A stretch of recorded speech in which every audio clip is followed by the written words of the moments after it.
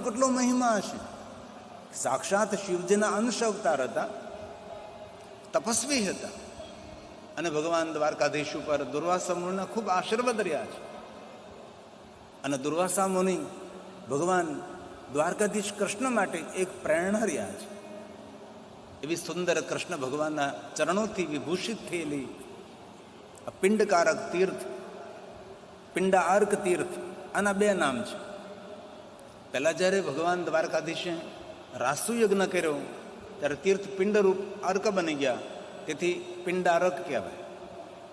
5 પાંડવોએ જ્યારે પોતાના બધા જ પૂર્વજોના તર્પણ માટે જ્યારે પિંડદાન કર્યું છે અને એ પિંડ તર્યા છે, તેથી પિંડ તારક પણ કહી શકાય છે. દુર્વાસા મુનિ તપસ્થલી પણ કહી શકાય છે. રાસુ યજ્ઞની યજ્ઞ ભૂમિ પણ કહી શકાય છે. અને દુર્વાસા મુનિની શિવ ભક્તિ સ્થલી પણ કહી શકાય. આ તીર્થનો ખૂબ મહિમા છે. અનંત પુણ્ય આપનારું આ તીર્થ છે.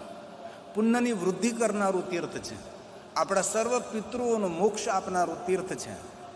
અને પવિત્ર ચૈત્ર માસની અંદર આપણે સૌ ભગવાન મહાદેવને યાદ કરી રહ્યા છીએ. તો આવો શંકર ભગવાનને આપણે પ્રણામ કરીએ.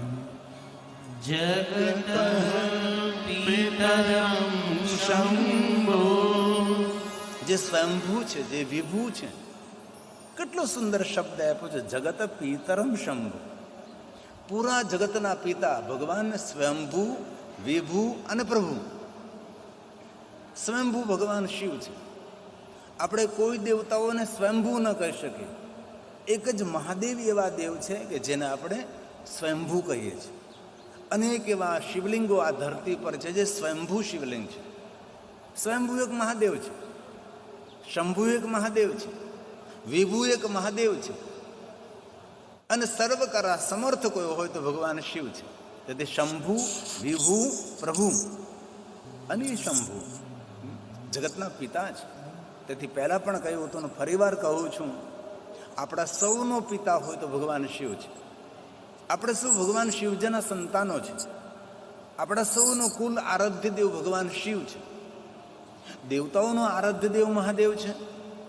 દેવદૂતોનો આરાધ્ય દેવ મહાદેવ છે. બ્રહ્માજીનો આરાધ્ય દેવ મહાદેવ છે.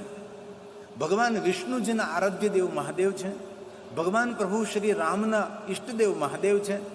દ્વારકાધીશ ભગવાન કૃષ્ણજીના ઈષ્ટદેવ મહાદેવ છે. સપ્ત ઋષિઓ સાથે દરેક ઋષિઓના ઈષ્ટદેવ ભગવાન મહાદેવ છે. તેથી આપણા સૌના પિતા છે, આપણા સૌનું જન્મસ્થાન છે.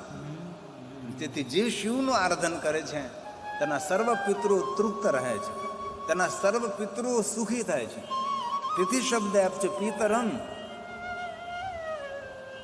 આખા જગતના પિતા, જગત પિતરમ, પૂરા વિશ્વના પિતા